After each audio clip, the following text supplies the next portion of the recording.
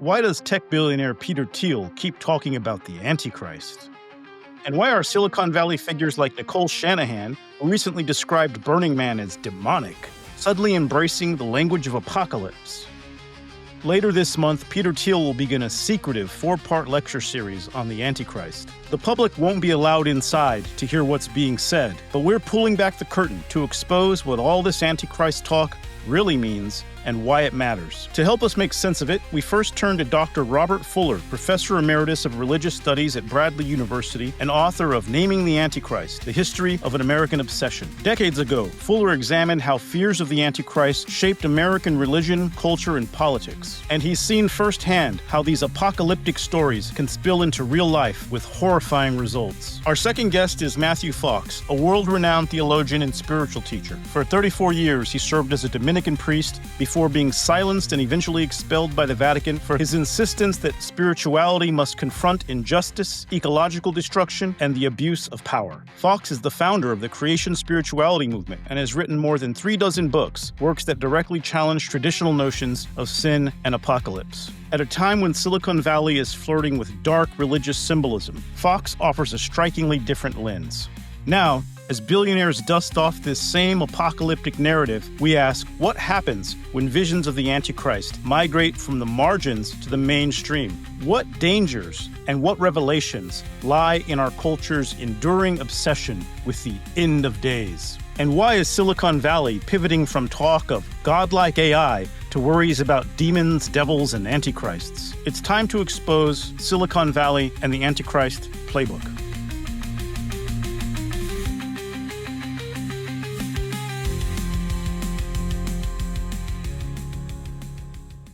Well, Dr. Fuller, thanks for joining us here today to talk about this dark but important subject. Yeah.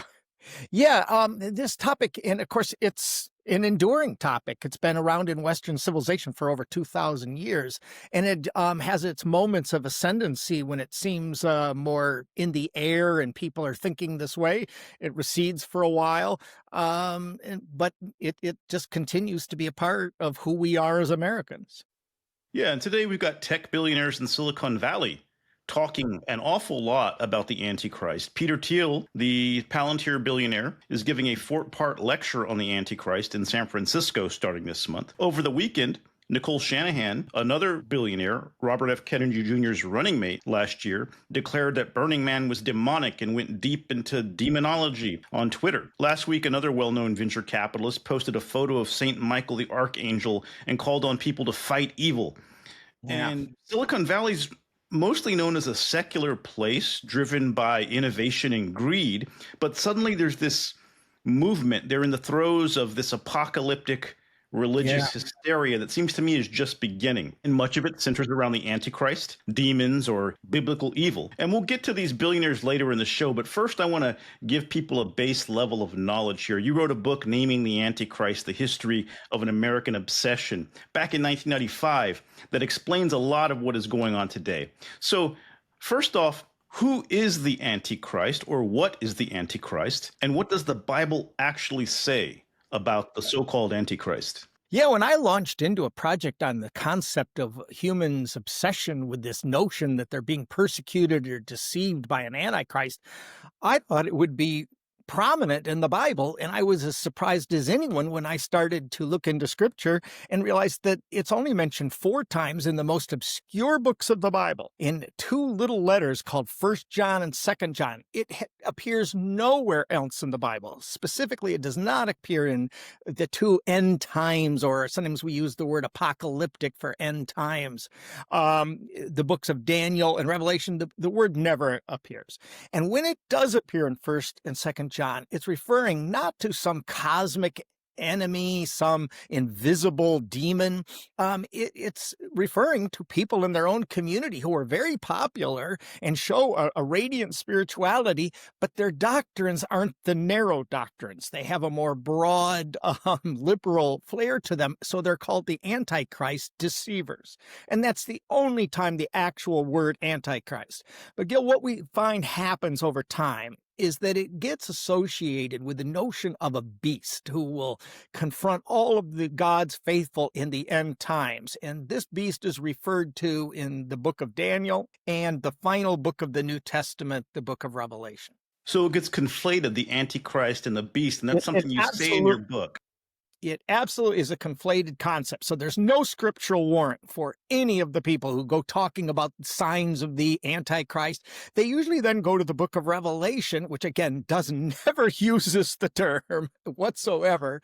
And they find this feared beast who will come to do enemy with the forces of God in the end days. And whatever thing that attributes to this beast in the end days gets associated with the Antichrist. But again, it's not scriptural. And what's odd is the people who advocate this usually claim they're being very biblical and scriptural, and they're being the least scriptural and the least biblical.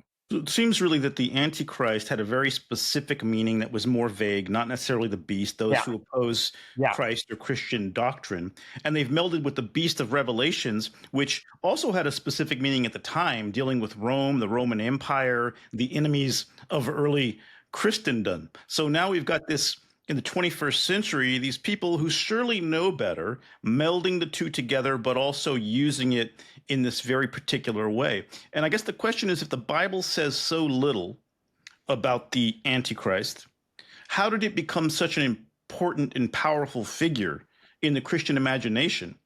And so that's one question. But the second one is, in your book, you trace how in American history, people have constantly tried to name the Antichrist, from Native Americans to King George to Abraham Lincoln to communists. Even computer chips were considered possibly the Antichrist. So how did this idea get so big, and how do we see it playing out as a political weapon?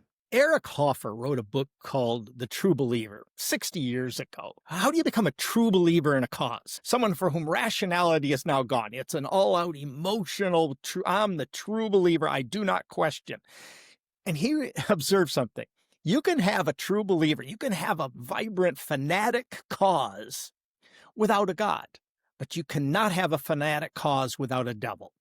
And when we rally around a common enemy, the cohesion, the united, and the all-out effort, the whole concept of the Antichrist, or there being some satanic adversary that we must beat, fosters a crisis mentality. And with the crisis mentality, now we put aside all other differences. There's a tribal cohesion, a tribal unity, and it justifies even immoral acts, because to defeat an evil enemy, a satanic enemy, you must then do what's ever necessary. And it can, so therefore, justify extremism, and it can justify what would otherwise be reprehensible behavior is now looked at as even holy, sacred, and a duty for the true believer.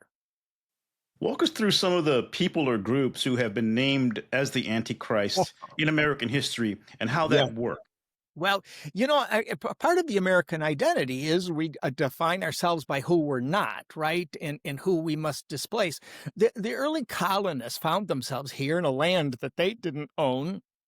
And yet the Native Americans, they must be, and sometimes, by the way, people are named the Antichrist or agents of the Antichrist. So, for example, a little bit when we talk about computer chips or other things, that would be more agents of the Antichrist, something coming together to do the Antichrist work. And before we go even one step further, let's just separate Antichrist from Satan. Just as Christ is viewed in Christianity as God's son, or God's way on earth of having an advocate to lead God's way, Antichrist is Satan's earthly agent. But from naming the Native Americans, once they were viewed as in league with the devil and leading people into pagan heresies and devilish ways of life, then, of course, the justification of killing them, displacing them and murder becomes a sacred duty. And there is no moral problem with that kind of action. As we fast forward, all kinds of causes, anything associated, for example, with Freemasonry, because that was kind of an intellectual group that went outside of Christianity, that often was considered to be part in league with or agencies of the Antichrist. Fast forward, Southern preachers always viewed the North to be Antichrist, but Northern ministers were doing the same thing with the South. It all gets, I think, much more fun and interesting and complicated as we switch into the 20th century. And this is when, for the first time, we get people calling themselves fundamentalists. And that is, they are for the fundamentals of the Bible as they read and interpret the Bible, and anything coming against that. So that, for example, the whole concept of evolution, Darwinism, is viewed as an agency of the Antichrist to lead people away. As we go through anything about secularism or modern trends that for whom religion is indifferent, that also is looked at. So it'll get into eventually in the 20th century, rock music or feminism are looked at as causes going on in popular culture that lead people away from the narrow straits of biblical Christianity. So even this is associated with Antichrist. Antichrist, by the way, can be really one of two things: an external tyrant, and then there's absolute oppression against the faithful. So physical, even oppression, or along with that oppression and being a tyrant comes a second, deception. And anything that might deceive, and it instantly seemed to an average person, say you're in a high school biology class and evolution is being taught, evolution might deceptively to you seem to be true and logical and absolutely based on fact. But this, of course, is deception, leading Bible-based Christians away from a narrow reading of the book of Genesis. So deception, in some instances, tyranny or oppression in the other, and it a little bit fluctuate, so that it's sometimes Soviet leaders during my childhood, during the Cold War. Anything associated with the Soviet Union was thought to be somehow in league with the Antichrist, coming against Christian America. As that fades, Arab leaders become part of it. My files at home, once this book was published in the mid-90s, my book on the Antichrist brought me mail that is usually handwritten, scribbled, but particularly Barack Obama was the subject of many of the letters written to me, scribbled out about all the evidence from scripture that they could find, because he was so foreign. His name being foreign, his skin color being foreign to kind of white evangelical Christianity. Remember, believing in the Antichrist and attacking him gives you an identity. It tells you, it reminds you of who you belong to. So this is a little bit of an identity forming, and it helps identify the inside versus the outside. And to the extent that someone like a Barack Obama is definitely an outsider to white evangelical Christianity, you can see why he was an easy target. And it resonates with me. I grew up in, kind of apocalyptic religion in the 80s and the early 90s. And I remember the Soviet Union being depicted as the Antichrist. People in my family who didn't like Ronald Reagan thought he was the Antichrist. And I got really into heavy metal at a certain point. I had all these posters and little mirrors you get at the fairground. And one of my aunts underwent a born-again conversion and forced me to destroy all of my heavy metal paraphernalia, which I really wish I had now, because it was like cool AC/DC, Slayer, and she convinced my parents that I was being sucked into Satanism, and it was just really, I liked that music, and it was they do play with those themes, obviously, in heavy metal as well. But you mentioned this idea of deception, and that's often one of the things that people who focus on the Antichrist talk about, though some of them also are engaged in a bit of deception themselves. It becomes very easy, and you say this in the book, that the Antichrist is sort of a mirror, to point the finger at the people accusing everyone else of being the Antichrist and say the same things are true about them. For instance, we have with AI pretending to be human intelligence. We've seen news stories where a lot of what people get into with some of these chat bots is a discourse on the Antichrist or evil, a computer telling them to go ahead and kill themselves or whatever. So it bubbles up again in our technological age and becomes a framework through which we view things. And you say that to call someone the Antichrist is to declare them the embodiment of evil, an enemy with whom no compromise is possible. Can you explain what's going on there in the mind when people do? What does it usually lead to when you're up against the Antichrist? Right. Once we label our adversaries in these cosmic terms, all good versus all evil, there's now going to be no compromise. The rational discourse, because the Antichrist is a deceiver. All the arguments that might be brought for the worth of an opposing point of view are deception, and so there can be no rational compromise. It only will bring out all out tribal cohesion, tribal loyalty, unquestioning commitment. And so it usually leads to very even sometimes violent consequences. Sometimes when I read things that antichrist obsessed individuals are against in American culture, sometimes I can see their point that, that there is some pointing out to problems we have. What I find disconcerting is the language and worldview into which it's put, this cosmic battle between all good versus all evil, which again, no compromise, no shades of gray, no sliding scale of thought and nuance is possible. And this is when it just becomes any action, as long as it's for the perceived godly side of the battle, all action would be totally thought of as a divine duty. A little bit about this last year because it was a book that came out called Unhumans. And in Unhumans, the basic thesis of it is that communists are bloodthirsty demons from hell who seek to be on earth and murder everybody. But then the book goes on to basically say that communists are essentially Democrats and liberals and progressives and anybody who might say vote for Kamala Harris or listen to NPR. It's done very subtly, but you get the idea that what communists want is what Democrats want. And then people are pushed to believe that the only way to deal with this demonic, unhuman threat is by treating them as they plan to treat us, which, if you read the book, seems to be that if the unhumans are going to murder us, we should murder them first. And I found that very concerning because this is the language of genocide, complete dehumanization, preparing people for some kind of genocidal civil war where we have to kill off the other side. And that's really kind of what the Antichrist concept does. It dehumanizes your enemy and justifies, as you said earlier, anything you might do against them. And what was very concerning is that the book was praised by J.D. Vance. And the foreword was written by Steve Bannon, who I believe was in prison at the time. So these are people who are right next to Donald Trump pushing this theme. And this is a year before this new Antichrist narrative starts up. And so it does seem this danger of pushing people toward violence and worse than violence by applying to our political debates a cosmic final framework, an apocalyptic framework that's really a choice and not necessary. And not necessary, and isn't, as a historian, I'm somewhat pessimistic about the probable outcome, as long as this narrative is the narrative used to frame differences of opinion about American life and culture. Can I point something out that when apocalyptic thought in the West emerged initially, if you look at the community that gave rise to the book of Daniel or the book of Revelation, these were the poor. It was always, and you always found apocalyptic thinking most widespread among people for whom there is little chance of worldly gain.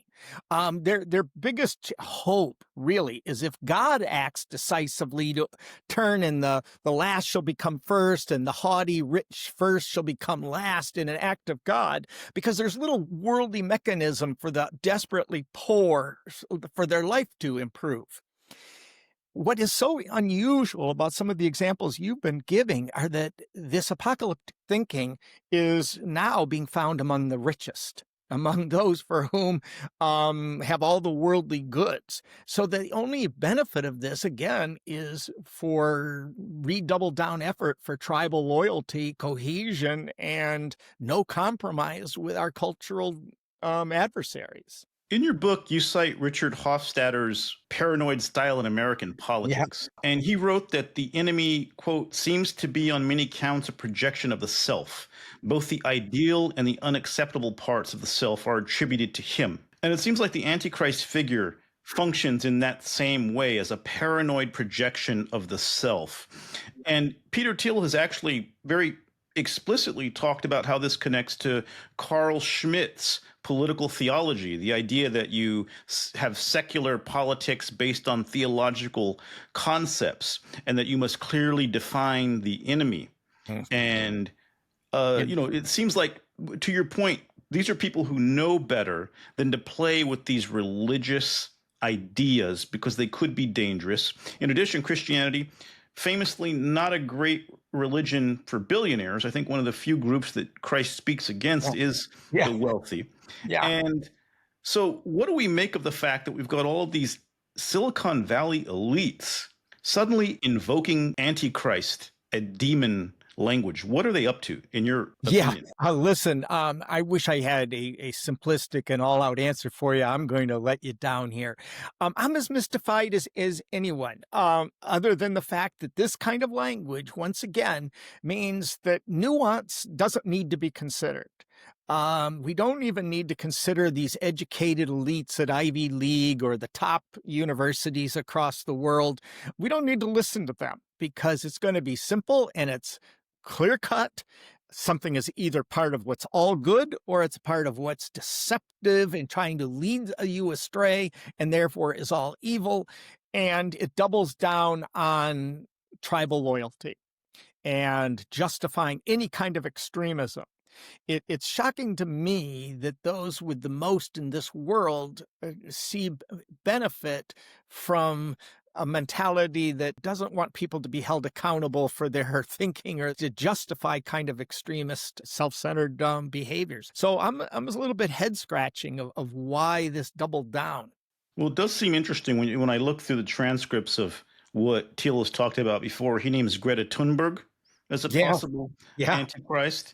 He kind of suggests that tech regulation might be an agent of Antichrist because only the tech innovation can save the planet and save humanity. So it sort of mixes in with this messianic view of Silicon Valley as the savior of humanity. Again, playing with biblical concepts. And every year, the Founders Fund, one of Thiel's funds, hosts a ball called Hereticon, which is a celebration of heresy in the form of challenging ideas from Silicon Valley. But the language around the ball is always sort of this mock biblical ideas that they're playing with. And so it seems like this is something that is important to him. He was also a student of Rene Girard at Stanford, who wrote about mimetic desire, the finding of a scapegoat, that we have a tendency to look for scapegoats. So this all sort of melds into this philosophical idea of defining who the enemy is and who the allies are.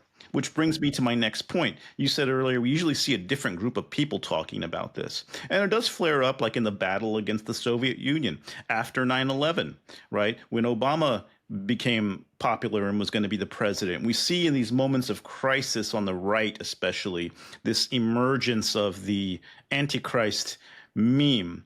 And it seems to me the kind of part of what's happening right now, if I'm going to be completely rational and cold about it, is that these right-wing reactionary tech billionaires are trying to find common ground with the religious right in this country, who are a lot more familiar with how to use this Antichrist meme. You know, I think there was demon Antichrist talk around January 6th, right? We saw some of it around the pandemic and vaccines. So it's been a decade of crisis, really. And so we're really seeing this emergence of this theme, but more so a weaponization of it by people who it would seem should know better than to do that. Yeah. Well, first of all, if you look at who's most commonly used this language, I'm sorry if I'm not directly, I'm getting around. Use the language of apocalypse. Say, take the Jehovah's Witnesses.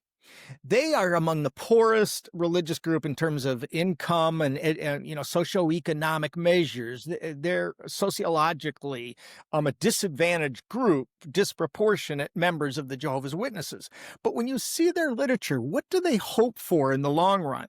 Their literature is, we hope that the poor have better medicine. We hope that the poor have better housing. We hope that they have better educational and just a more secure, violence-free life. And it's all about improving the quality of life of the most economically and socially disadvantaged people have used that apocalyptic literature. So to see now the Silicon Valley billionaire types using this, it can only mean that there's certain things at a more fundamentally psychological level for them. At some level, psychology does tell us, whether you come from Freud's psychoanalysis or today's more evolutionary psychology based, the human brain is wired for our self-interests. And we have to be taught Freud taught it being taught a super ego, a moral conscience, but we have to be taught by culture ways that we have to take our fundamental wanting to grab every toy at kindergarten class or something, and no, we have to learn to share. Um, a lot of what we've seen on the political right, especially in the last 15 years, is I'm not going to be woke anymore. If woke means I got to care about other people. And no one's going to regulate me, and no one's going to tell me I can't use all the electricity or gas that I want to. And what I think I see is using this literature just to double down efforts at anyone who would tell us that we have to make some kind of self-adjustment to become a better socially conscious person. And it's a total rejection of any need to have empathy, to be responsible for any larger group. And so it's this rugged individualism.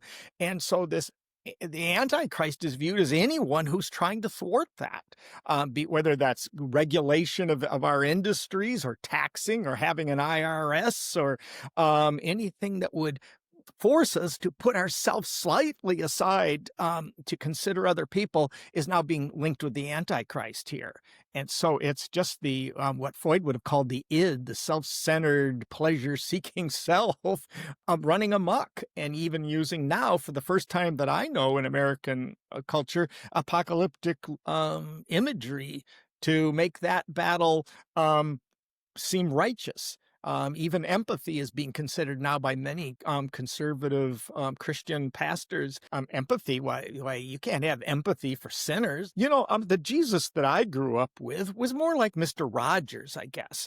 I was taught that the Sermon on the Mount, the Beatitudes, I was told that the whole point of this Good Samaritan story was that people for whom society might on its own tend to marginalize, among those people, you'll find not only good people, but some of the very best people, and to be more sensitive to the good in people who otherwise seem different than ourselves. That's not God. Jesus is not Mr. Rogers for today's Christians in this apocalyptic imagery. It's a Rambo, and it's a Rambo coming to destroy, and for once and for all of those who try to oppose us.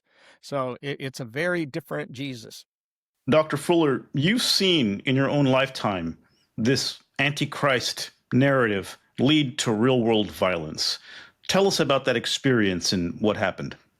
Journalist from National Public Radio called me right after the Waco, Texas, where it was an apocalyptic community, got in a standoff against agents of the federal government. And I was asked not only to explain how apocalyptic ideas factored into this community, but does this shed me any light? Did I have any prediction of how it would end? And I told them in the first or second day of this standoff that it would not end well, that it was going to end in violence, because this group, having labeled their worldly adversaries as in league with the devil, they can't compromise. They can't sit at a negotiating table and hand something over to the devil, that it could only end in death. Indeed, that's exactly how it happened. So again, I think that when we see that the logic of this narrative being applied to the world, it never leads to anything other than brutal confrontation. So this is a pretty dark subject, but I think it's good to shed light on it. I think that's how we defeat this weaponization of the Antichrist concept, is to tell people what it's really about, to demystify it and clarify what it is, how it's been used, and how it's being used now. What message would you leave people with, given your knowledge, your history of this subject? What should people know, and what can people do? What we can do, I think, is remind people that the apocalyptic books of Revelation and Daniel have always been at the margins of the faithful community. They're about a world ready to end rather than sustaining and building a world that is based on God-centered principles, if you will. And so I would think that what's called upon for people who are conversant with Scripture, whether you are yourself are very scripturally and religiously oriented or not, if you know it, point out the vast bulk of the Bible is not about preparing for the end of the world, but what's called upon us to help build a more righteous, just world. And in here, when we look at Jesus' Sermon on the Mount, when we look at his parables, they're about love, empathy, compassion, and loving thy neighbor as thyself. And I think that any version of Christianity that isn't first and foremost about those concepts really isn't Christianity. It's going into a very hateful, mean-spirited diatribe that is just about, if you're not me, then you must just be cosmically awful, and hence part of the Antichrist. So that I think that it's be not just clear about what you're against, but be clear what you're for. A spirituality, in this case, Christian spirituality, that's about world building, and world building by uniting people together by the concept of loving thy neighbor as thyself. And I think it's pointing to those passages in Scripture that support that, as opposed to the just two books that are these dark, mean-spirited books of Daniel and Revelation. It does seem that with so many people in Silicon Valley publicly proclaiming their faith, that there should be more of an emphasis on the words of Christ. That to me, too, I Yeah. grew up with Christianity, and that is Yeah. what we're supposed to aspire to and obsess on and reflect on. And it seems like these billionaires who have had the biggest bounty of all would be in a great position to push the world toward a better place with their resources and their abilities.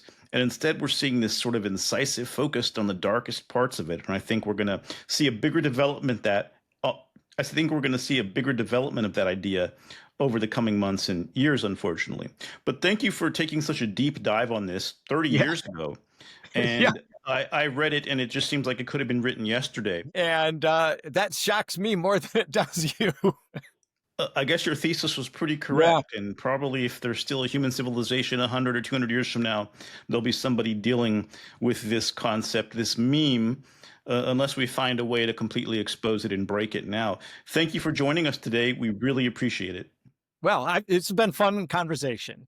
We'll return to the pod with our next segment in a moment, but right now it's time to break for some plugs for our great guests. First up, Dr. Robert Fuller from Bradley University, where he's the author of 13 books, including one we recommend, Naming the Antichrist, The History of an American Obsession. It is, sadly, even truer today than when it was written. Our next plug is for our next guest, Dr. Matthew Fox. He's the author of more than 40 books and is founder of the University of Creation Spirituality in Oakland, California. To find out more about creation spirituality, we recommend his book, Original Blessing. Finally, we plug ourselves. Sign up for the Nerd Reich newsletter and become a paid subscriber today so we can keep bringing you all the context nobody else is covering. Go to thenerdreich.com. And now back to the pod with Dr. Fox as we go from Antichrist history to Antichrist religion. Dr. Fox, we're seeing another outbreak of Antichrist energy in American politics. And last year, you wrote a book, Trump and the MAGA Movement as Antichrist, that examined this archetype of the Antichrist in American politics. What does it mean when people evoke the literal Antichrist in political debate? It really is stunning, isn't it? And even without their invoking it, they're playing it out on their own terms. So you have this new religion emerging from Silicon Valley, of all places, and people in very prominent places of power, such as Peter Thiel, who anointed our vice president. So it really is this ultimate mix of government and religion and politics. You know, Mussolini defined fascism as the marriage of government and corporations. And it seems to me that this is that marriage on steroids. What's coming out of Silicon Valley. And it's stunning, really, the language they use, and some of them use the term Antichrist. On one hand, it's risible. I mean, it makes you laugh when Peter Thiel, as powerful as he is, and of course a billionaire, and the billionaires are right up front in our government today, and they were there at the inauguration of 2.0. When Mr. Thiel calls Greta Thunberg the Antichrist, I'm sorry, but I have to laugh. It's just so stunningly on target for what the Antichrist would do. Here's this young woman who's put herself in a lot of dangerous situations to support the survival of Mother Earth, and she's being called an Antichrist by a powerful billionaire in America. From their perspective, someone who's saying no to fossil fuels and yes to the future of the planet. is the Antichrist. They're creating their own logic as well as their own God. We have a God here, and the God is technology. So the whole thing is almost beyond words. One of the reasons why Thiel has named Greta Thunberg as a possible Antichrist is because he says that the Antichrist would be someone who talks nonstop about the end of the world and promises to save the world, which is interesting because Peter Thiel talks nonstop about Armageddon, the Antichrist, and apocalypse, and positions technology as a potential savior of the world, or in some cases, a danger to the world. And what's interesting about it is that he is not a theologian. He does not have a background as a priest or any kind of religious figure. He's a surveillance billionaire and venture capitalist who apparently has a lot of time to sit around kind of coming up with his own homespun theories about who to accuse of being the Antichrist. So we talked to historian Robert Fuller, who wrote a book called Naming the Antichrist. And he said, kind of like you said, the Antichrist tends to be a mirror or a projection. And those who call others Antichrist are often overlooking the fact that they could very easily be accused of being the Antichrist themselves by their own criterion, as in the case of Thiel.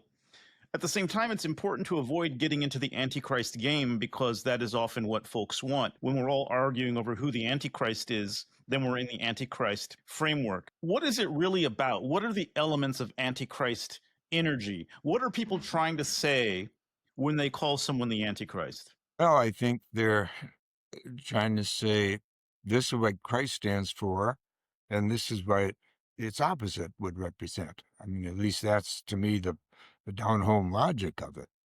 And that's where I lay out some of Jesus' obvious teachings about justice and the treatment of the poor and the most vulnerable. And of course, the survival of the planet, if you're at all grateful for this planet. To me, Jesus stands for all that. And so an Antichrist, especially in our time, would stand against that, would forget gratitude, would run with hubris and arrogance and hatred for others, the effort to paint Greta or anyone who's working on behalf of the survival of the planet as Antichrist is saying more about the speaker than it is about Greta. And I'm sure it runs off her back like water on a duck. And of course, the word apocalypse has two meanings in Greek. One is the apocalypse, meaning everything coming to an end. But the other is revelation, the unveiling of who these billionaires are. I think that's something we want to pay attention to because they're telling us about themselves and they have a lot of power, especially in the present version of American politics and democracy. At the beginning of the year, Peter Thiel wrote an op-ed for the Financial Times in which he talked about apocalypse and its Greek meaning as unveiling. And he said that Trump's return to power would be an unveiling of sorts for the United States, and really used this sort of revelations doom language to suggest that everything would be exposed and everything would be revealed, and suggested this would mean the toppling of all of the great institutions of the United States to some degree. And we've certainly seen an effort to tear those things down. And, Thiel, the reason we're talking right now is that Thiel is giving a 4-part secret lecture on the Antichrist in San Francisco starting on September 15th. There's definitely lately been this trend of Silicon Valley gazillionaires and venture capitalists publicly proclaiming their Christian faith in a very overt and aggressive way. Yet at the same time, it seems they're mostly focused on evil, the apocalypse, and the Antichrist. It's clear that what they're trying to do is point to others as the Antichrist, but it seems that newer converts to Christianity, or people who suddenly feel the need to profess their faith, should be doing a lot more to talk about Christ himself, the message of Christ, especially those who should be so grateful for all that they have, who have more than anyone else. But Christianity is not really the greatest religion for billionaires necessarily, if you pay attention to the words of Christ. So if Christ came back to Silicon Valley today, what do you think he would say about what he saw? And what do you think he would say to those people who are at the height of power in Silicon Valley? Well, first, I'd like to respond to your first part, which is really important, and you've led the way in this, in shining the light on this upcoming series on the Antichrist by Thiel in San Francisco. It is significant that a political activist who is a billionaire has his own theology, if you will, and that he's proclaiming these lectures on Antichrist. I mean, that's rather unusual. As you say, he's not a theologian, he's not a priest, but he's there employing this language. And when he said the coming administration would be unveiling all kinds of deep secrets, one of them that is named is the Epstein secret. And here we are right in the middle of that, where the very people who proclaimed a few months ago that they were going to expose the big secrets about Epstein are doing everything they can to cover it up. Back to the subject of what would Jesus say? Well, he was, as you say, he was pretty severe about the power structures of his day. And he continually and continuously in his parables, his stories, his teachings, takes on the power of the affluent, of the powerful. And of course, the very use of the term kingdom of God or kingdom of heaven, which was common to his teaching, he knows he's taking on the Roman Empire, the kingdom of the day. And that's what got him killed at around 30 years of age, which is really very young. Clearly, he's an obstacle to those who don't make a decision of conscience to put whatever resources they have toward a relief of the poor. So Matthew 25, do it to the least, you do it to me. But the whole Peter Thiel theology, and it is a kind of theology, seems to be that the rich people of Silicon Valley are the ones to dictate laws. And in fact, he has confessed that he doesn't believe in democracy anymore. So they want to replace democracy. And that, of course, is happening at many levels in the current administration. I have a whole chapter in my book on the Antichrist about how really behind Jesus' teaching, there is a teaching about democracy because there's a teaching about the equality of all people, that we're all made in the image and likeness of God, and that the poor must be included in the social program of justice and compassion that we're all about. We all participate to make a world that works for everybody. And that was the insight, I think, of the Enlightenment and of the American Constitution, as flawed as it was and is. I think that's the ideal, that somehow we're here to see that all people are treated with respect. So you do have some billionaires, Gates is an example, who are trying to do good things with their money.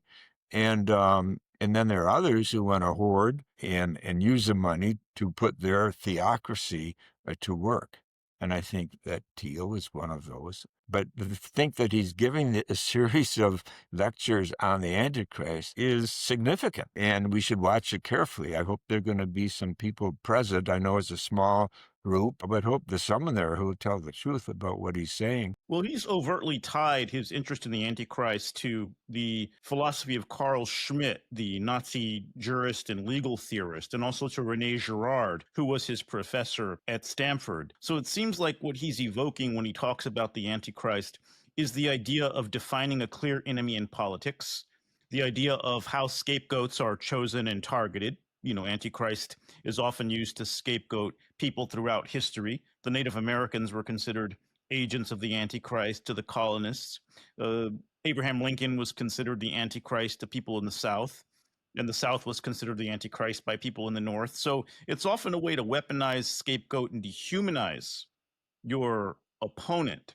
And with Girard, you also get the idea of mimetic desire, mimetic rivalry. So it does seem like he's able to move others to adopt this framework. And of course, we've seen this framework before. Usually it's the far religious right defining someone on the left or the Democratic side of the spectrum as the Antichrist. And so it's a kind of a dangerous political weapon more than anything. Unfortunately, Thiel's lecture is going to be off the record, secret. So we're not going to know exactly what he says, but when he does speak publicly, he puts it in this framework of what he calls a political theology. And that's interesting because it really breaks it down to the idea that politics are based on secularized religious concepts. So it's acknowledging that you don't actually believe in God or Jesus or a literal antichrist, but that you understand the power of those frameworks and those concepts. And Thiel has actually said too that he is religious but not spiritual, which seems like a kind of a strange thing to say. I take that to mean that he likes the order and the hierarchy of religion without the mystery and the presence of necessarily a literal God. He may have a different definition of that. We'd love to hear it, but that seems to be what he's saying. What do you make of very secular forces in Silicon Valley attempting to weaponize religious concepts at this particular moment in American history? I mean, that's such an interesting statement by Thiel, that I'm religious but not spiritual, because everyone else these days is saying I'm spiritual but not religious. And it's interesting your take on that, that he's borrowing structures, but of course he's borrowing language, and that's what we've been talking about. And of course, that's a very important dimension to any organization, to any community, is who owns the language, if you will. And so it's confusing. He's trying to confuse it and turn it inside out by using the name Christ, as we talked about earlier. So that's part of it, but it's kind of a war on many fronts. I think also by saying he's religious and not spiritual reveals he's interested in that sociological dimension that religion holds. To keep a community together, you sometimes need to appeal to people's fear of death, therefore to immortality. And by the way, that's a big deal in this whole movement from Silicon Valley. There's some there who think they can buy their way to immortality, and the next achievement of AI will be to make us immortal, or make a few people immortal and able to go to Mars. I wish them well, and bon voyage, and I think Earth will be better off if they make that choice. Yeah, the whole thing is so convoluted, it's kind of hard to get your head around it and to talk about it. But to say that you're not spiritual is quite a statement, especially in today's world. And I think what it means is he's not self-critical. He's not looking for his deepest self or his truest self, that he's satisfied with structures. And he wants to manipulate the structures. And that's what, of course, you can do with a lot of money. It's obvious. You can pay for a lot of vice presidents if you have the cash. What can people do about this? How can they take action that helps to fight back against this weaponization of religious concepts in politics? First of all, is becoming aware and educating oneself about what's happening here. It's so interesting that, and it's kind of unique to American politics, I think, that the religion thing gets all wrapped up into the political. And of course, that was predicted years ago, that when fascism comes to America, it'll be wrapped in a flag and with the Bible or the cross. So that's part of this underbelly, I think, the soft underbelly of American culture. So we have to become more critical, and hopefully that's what spirituality means, that you can criticize oneself, but also others, and look deeply into the implications of what is being said here. That's what Antichrist means, that what's being said is taking the language of Christ, but perverting it, turning it inside out. And then to find allies. I mean, you and I are talking about this, and you've been writing about it, and I wrote about it in my way. But find out where our allies are. And there are many people out there who are disturbed by this alliance of far right-wing religion and politics. And it's called even Christian nationalism. And that's such an insult to Christ. But of course, there are periods in history when Christianity went very dark and over the edge. And this is one of those times, potentially, at least. Finding allies and thinking critically, and then organizing and making this part of the discourse. And I'm glad you have the media here, that you're talking about this on air. So it's part of educating and getting into the media, including mainstream media, that this is going on, and religion itself is being abused, and spirituality is being trampled on. Conscience is being trampled on, and democracy. I talk about the three dark nights that we're living in: dark night of the soul, dark night of democracy, and dark night of Mother Earth. Those three dark nights of the soul, I think, are signs of our times, and we should realize they demand something of us. They take us to a deep level of anger, moral outrage, and grief.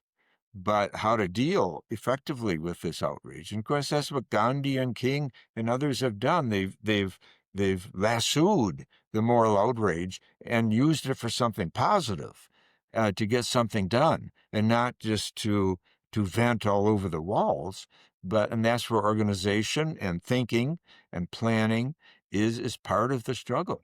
I do think there's some reframing that needs to happen. For instance, I've come up with a new word, antichristos. Antichristos are people who seek to weaponize the Antichrist idea in politics for the purposes of greed and political wins. At the same time, I think we should not call it Christian nationalism. I think we could call it anti-Christian nationalism. I don't know why people decide to give up the name of Christ to people who are not actually expressing the principles of Christ. So often we do that, and then it sounds like you're against Christians when you're against Christian nationalism. So it's this sort of satanic inversion, this framing that deceives you into seeming to oppose Christ when you are actually trying to articulate support of the ideas for which Christ stands. So I think that's a very interesting game they play with words, accusing others of being the Antichrist, actually resemble the tactics of the Antichrist. Very well said. And I love how you're dealing with language there and creating new language, antichristos and antichrist nationalism. Language is at the bottom of this entire movement that's underway. So go for it. I like that. Dr. Fox, thank you for joining us today, and we'll talk again sometime. Thank you, and carry on the fight. The Nerd Reich podcast is produced and edited by R.R. Robbins. That's me. It's written and hosted by Gil Duran. We're going to be doing a mailbag episode soon, so go to thenerdreich.com and send questions for Gil to answer. Also, sign up for the newsletter if you haven't already. Today's final words from Voltaire. On his deathbed, a priest asked him to renounce Satan. Voltaire said, "Now, my good man, this is no time to be making enemies." See you next time.